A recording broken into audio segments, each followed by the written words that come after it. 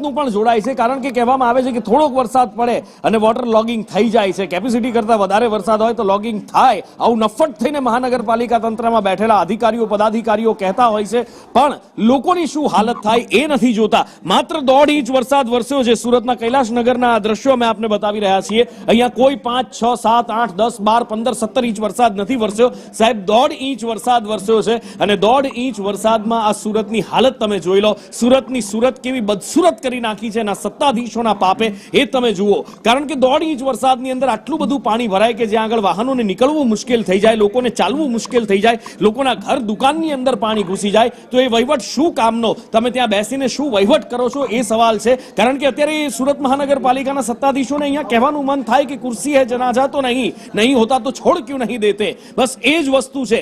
અત્યારે આપણે વડોદરાની અંદર જોયું કે વિશ્વામિત્રીના કારણે જે દબાણો થયા છે એના કારણે કેવું પૂર આવ્યું. દિવસો સુધી અડધું પોણું શહેર પાણીમાં ડૂબેલું રહ્યું અને સુરતમાં માત્ર 1.5 ઇંચ વરસાદની અંદર અત્યારે સુરતના રસ્તા, કૈલાશનગરના રસ્તા પાણી થઈ ગયા છે. લોકોને ચાલવામાં પણ મુશ્કેલી પડે એટલી હદે અહીંયા પાણી છે. 2 વ્હીલર ચાલકો વાહનો ઢસડીને લઈ જાય છે, કારણ કે વાહનો પાણીની અંદર બંધ થઈ જાય છે.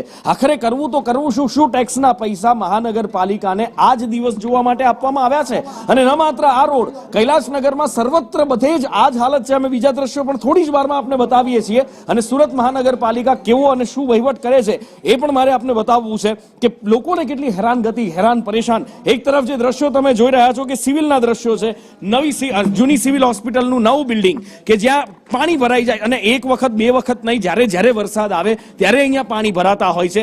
સિવિલ હોસ્પિટલની અંદર પાણી ભરાઈ જાય, રોડ રસ્તા પર પાણી ભરાઈ જાય. લોકો પૂછે છે કે અમે જઈએ તો જઈએ કે આ ઘરમાં પાણી ભરાઈ જાય, દુકાનોમાં પાણી ભરાઈ જાય. આ પરિવાર છે કે જે સ્કૂટી વાળો પરિવાર હતો એમનું વાહન બંધ પડી ગયું છે અને પરિવાર સાથે તેઓ નીકળ્યા હતા. બાપ દીકરી 2 જણા જઈ રહ્યા છે, ધક્કો મારતા જઈ રહ્યા છે. વાહનને કેવી રીતે લઈ જવું? સવાલ થવો સ્વાભાવિક છે. જો 1.5 ઇંચ વરસાદની અંદર સુરતમાં પાણી ભરાઈ જતા હોય, સુરત પાણી થઈ જતું હોય, સુરતના હાલ બદસુરત થઈ જતા હોય, તો મહાનગરપાલિકાએ વિચારવાની જરૂરિયાત છે કે હવે થોડું કામ પણ કરી લેવું જોઈએ. કારણ કે આટલો વરસાદ આવે અને જો તમે આવી રીતના પાણી ભરાઈ જતા હોય, જો ભારે વરસાદ આવે તો સુરતની હાલત શું થાય? એમ તો જો કે ભૂતકાળની અંદર આપણે જોયું છે, સુરતમાં દર વર્ષે પણ કહેવામાં આવે છે કે આ વર્ષે ખાડીપુર નહીં આવે. આ વર્ષે અમે બધી જ તૈયારીઓ કરી લીધી છે, પણ સુરતમાં દર વર્ષે ખાડીપુર આવે છે. 1-1, 1.5 માળ, 2-2 માળ સુધી પાણી ભરાયેલા હોય છે. લોકો હેરાન પરેશાન થઈ જાય છે, કોઈના ઘરમાં આશરો લેવા મજબૂર થાય છે, અઢળક નુકસાની ઘર વખરીની થાય છે. બસ એવું જ ફરી એકવાર માત્ર 1.5 ઇંચ વરસાદની અંદર જોવા મળ્યું છે. રસ્તા પર જાણે નદીઓ જતી હોય, ઉછાળા મારતી એવા દ્રશ્યો જોવા મળી રહ્યા છે. તળાવ ભરાઈ ગયું હોય એવી હાલત અહીંયા આગળ થઈ ગઈ છે. અને સુરત મહાનગરપાલિકા એમ કહે છે કે અમે બહુ સુચારુ રીતે સંચાલન કરીએ છીએ, અમે બહુ સુચારુ રીતે શાસન વ્યવસ્થા ચલાવીએ છીએ. કેટલી સુચારુ, કેટલી સુંદર એ કહેવાની જરૂર નથી. કદાચ લોકો ઉપર જ છોડી દઈએ કે આ દ્રશ્યો જોઈને લોકો નક્કી કરે કે સુરતમાં કેટલી સુચારુ શાસન વ્યવસ્થા છે.